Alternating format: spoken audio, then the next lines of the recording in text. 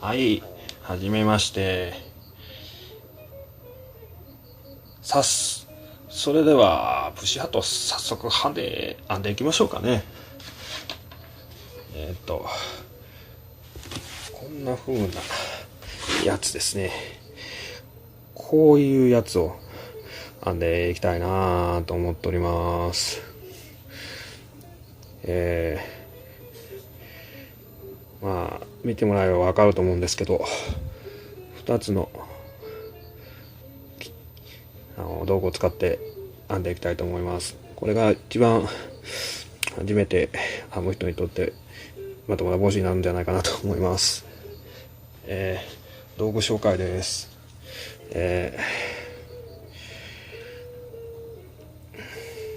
まずセリアにあるマフラーニットメーカーです。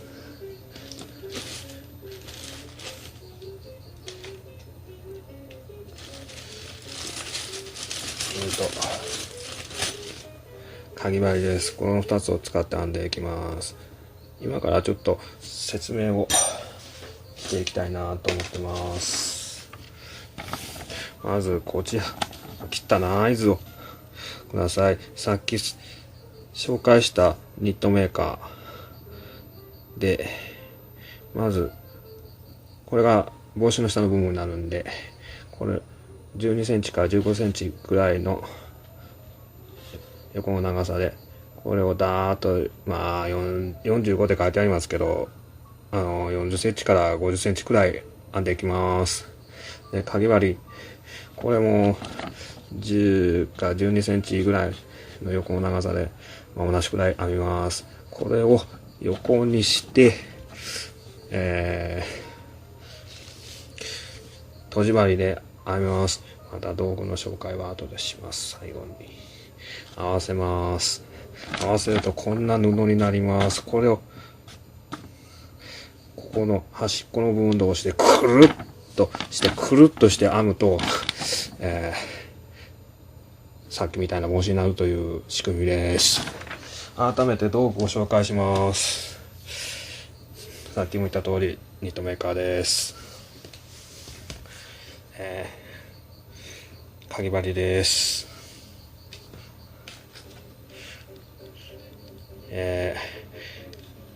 メジャーです。長さ測ります。ハサミです。糸を切ったりします。閉じ針です。これはかぎ針で使うんですが、後々ご紹介します。ダンスマーカーってやつです。それと最後に毛糸です。これを1、2、3と3個使います。3個使えば余ると思います。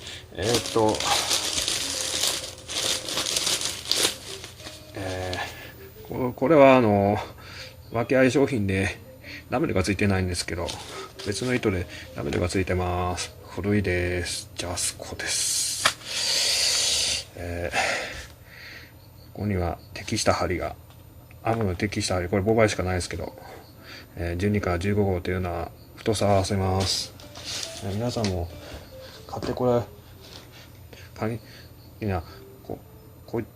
いつで、これはちょっと見えにくいんですけど、7号と8号って書いてあるんで、かぎ針の号数にあった、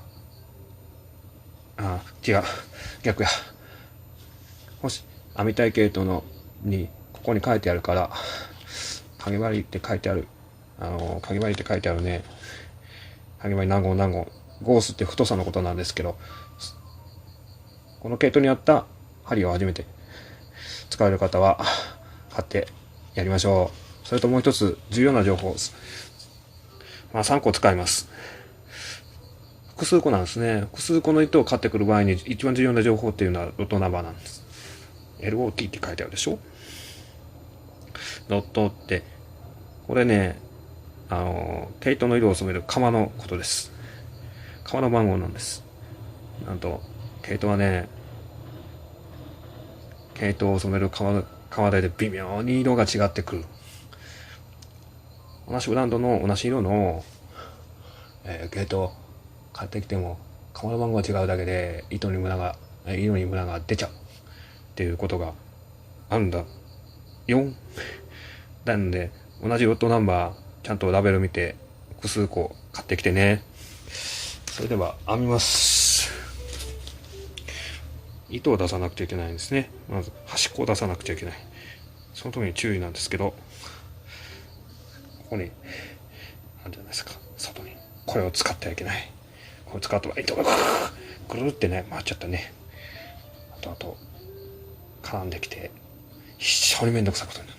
まあ、地獄ですよ。中から出すことを忘れなく。中から出します。どこにあったありました。なかなか見つからない時もあるんだよね。これね。まあ、ベーって出しといて、ある程度。あとは、突っ込んでおきます。適当でいいと思います。さて、糸端が無事出ました。無事出ましたので、早速、この下の部分を編んでいきます。これね。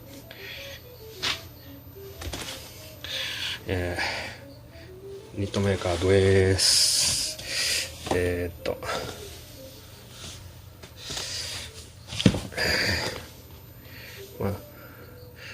ニットメーカーで編むと、フルで編むと、15、6センチくらいになるんですね。それを、僕はちょっと下短めにしたいので、途中までしか使いません。こっからここまで。それと見えにくいと思うんですけど、番号が振ってあるはずです。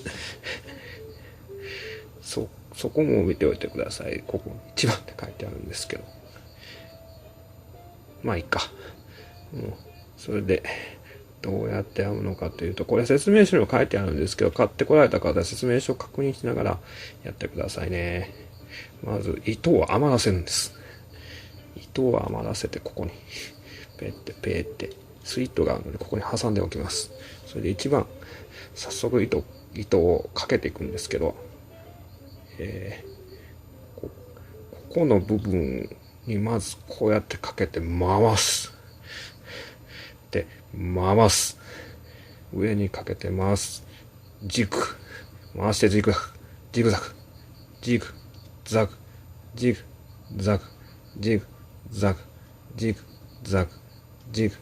グ。最後、ジグザグ。それで、ここにもスイットありますから、かけておくとほどけなくて便利です。かけておきます。それで、上にありますから、これすると次の動作がしにくくなります。下げておきます。ちょっときついな。もうちょっと緩くていいな。はい。それでは、こいつをこうひっくり返します。注意したいとこなんですけどね。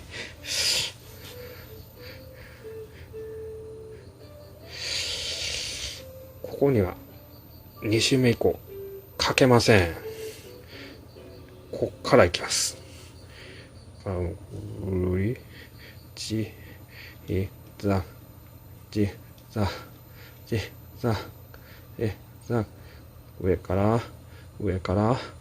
からジグザグはい、スイートにぶち込みました。これで止めておきます。さあ、これでどうなったかって言いますと、こうなってるんですね。上下に、影にかけるところにね、やって2本になってるんですね。さて、それでこいつが登場します。こいつで、これを引っ掛けて、先っちょで引っ掛けてね、こうします。はい。編めた！一面、編めた！簡単でしょ？むっちゃ簡単でしょ？はい、編めた。はい、編めた。はい、編めた。はい、編めた。はい、編めた。編めたで。編めたで。ゆるい。よいしょ。編めました。もう編めた。もう編めたよ。はい。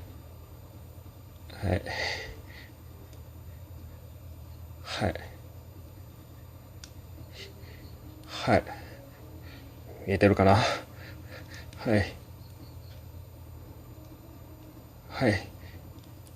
はい。はい。はい。はい。はい。はい。ゆるい。ゆるいときは手で。はい。はい。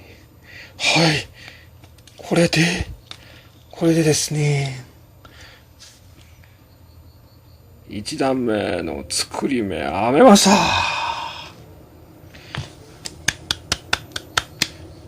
ここがね。それでは、二段目以降、編んでいきたいと思います。二段目以降はもう、さっきの繰り返しなんですわ。ほい、ほい、ほい、ほい、ほい、ほい、ほい、ほい、ほい、はい、はい、はい、はい、はい、はい。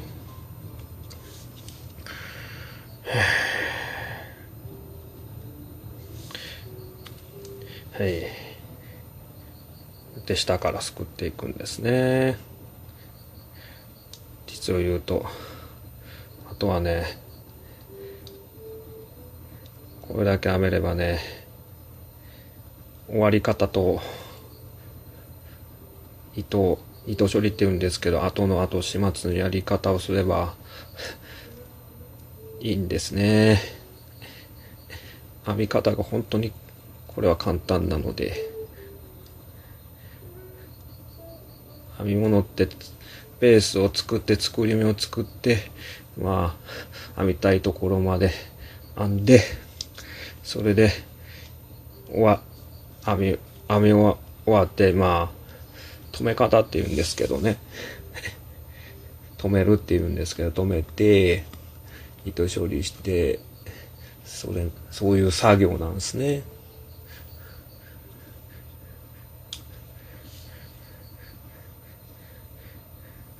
いやー、いいですね。簡単に編めていいですね。ちょっと糸を伸ばします。糸。うわ。下手ですか。まだまだだね。私、まあ30代後半のも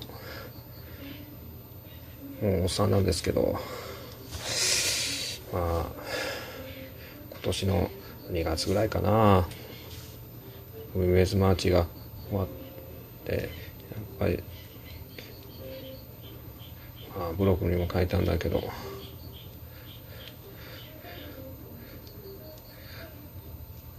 おっさんがね、普通のほんまにおっさんでしたよ。ひげ生やした、まあ多分ハゲてたと思うんですけどね、アメリカの白人のおっさんがね、こら先にね、本当に網掛けの帽子をねかぶってね、奥さんらしき人と歩いとったんですわ。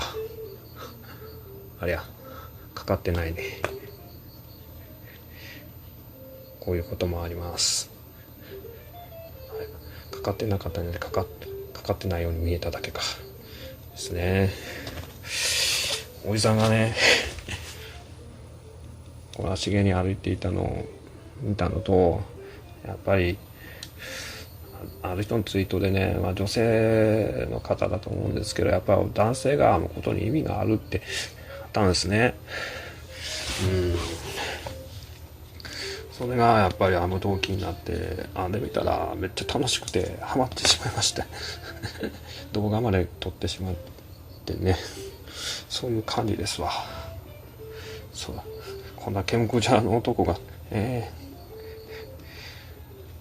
本当に特に日本のね、僕と同じくらい30代より上の人っていうのは全く編み物と無縁な人多いですよ。そりゃそうですよ。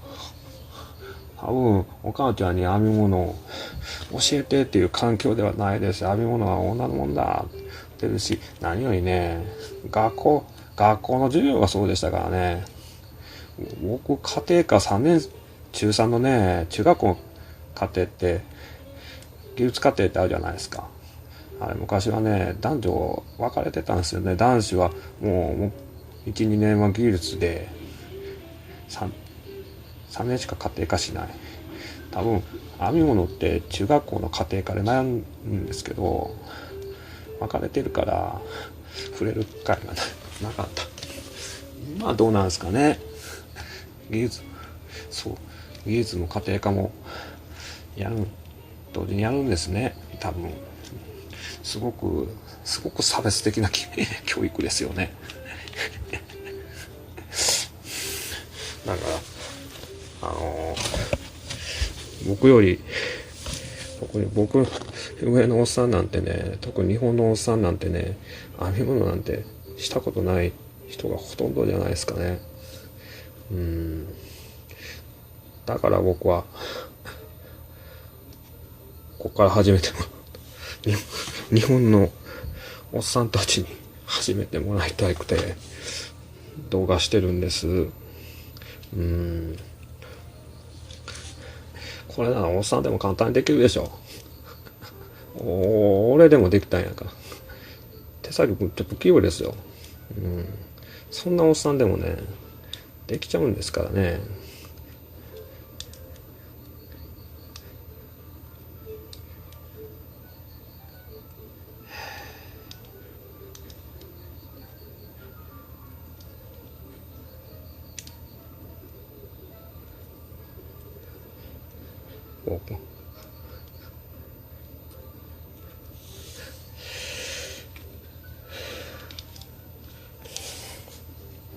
とりあえず作ろうか。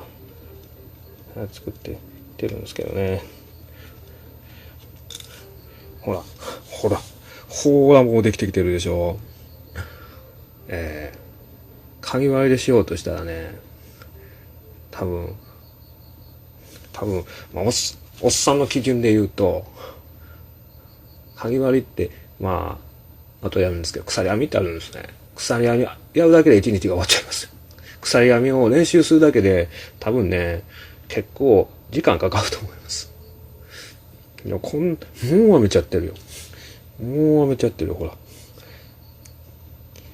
多分、おっさんが始めたら、ね、かぎ針とか棒針で始めたら多分挫折する。難しいですよ。甘くない。だから僕はこれ、一緒にしたわけです。僕もこれで始めたんです。それで、かぎ針の鎖編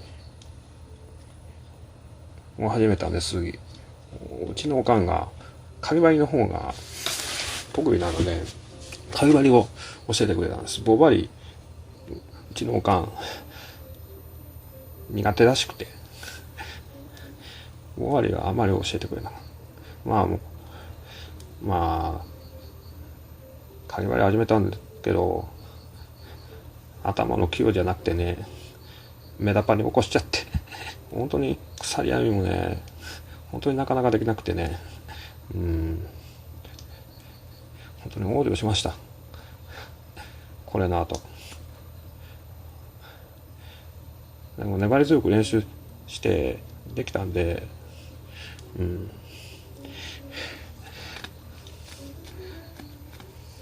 ですよ。もう8分ぐらいか。一旦切ります。そうね。パーってなってきますから、バーってなってきたら、また撮りますね。またお会いしましょう。